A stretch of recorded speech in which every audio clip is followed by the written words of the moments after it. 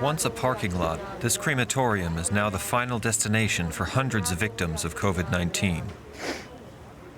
50% of deaths are not registered by the government as COVID-19. Our NGO goes to the homes of victims of COVID-19 who died in quarantine and brings them here to be cremated.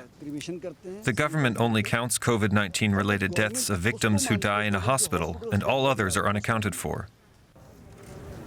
While the pyres burn day and night, help from around the world is on the way. In New Delhi, ventilators and other medical supplies arrive from abroad. Elsewhere, tanks full of oxygen rush through the night for patients in desperate need. German Chancellor Angela Merkel says it's just the beginning. Above all else, we will see what we can do to help India. We are now working at full speed to see to what extent we can bring oxygen-producing plants there. All of Europe is behind this. I also spoke about this with the Portuguese Prime Minister, who now holds the European Council presidency, and we want to do everything we can to help India. The United States has pledged to send India some of its millions of unused vaccine doses, but it could take weeks before they arrive.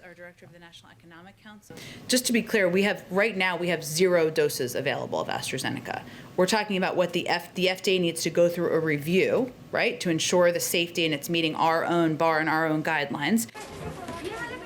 For health workers in the country's overwhelmed hospitals, that help can't come soon enough. What do I do? What do I do? There is no physical space. We put him on whatever support we can there, trying to organize a bed somewhere or the other. I get maybe around 50 calls every day. Somebody asking for beds, somebody asking for cylinders, somebody asking for drugs. We don't have anything available and patients are dying. On the front lines against COVID-19, doctors and patients are measuring time in breaths, not days or weeks. Well, Dr. Jugal Kishore is Secretary of the Delhi branch of the Indian Public Health Association and Vice President of the Indian Association of Epidemiologists. I asked him how things have got so bad.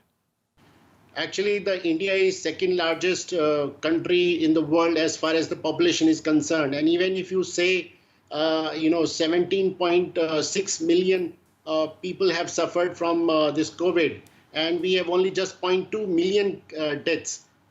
And when we calculate in terms of, then it is not even 1% of the cases are dying. But this number is such a huge and big that, for any small country, it can be a nightmare.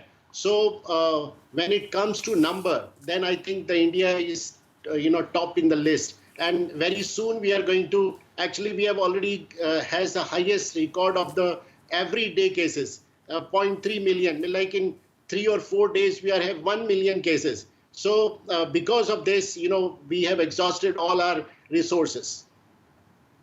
So is it possible to bring this crisis back under control, or do you just have to wait until it takes its course?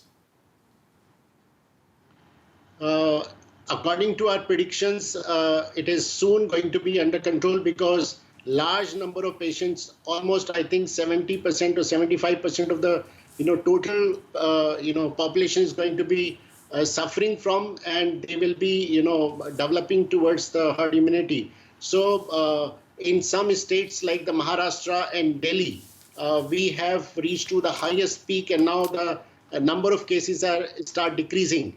So in some state where the wave was started early, we had, receding now. And in some state like the UP and Assam and Bihar, we are seeing some uprising.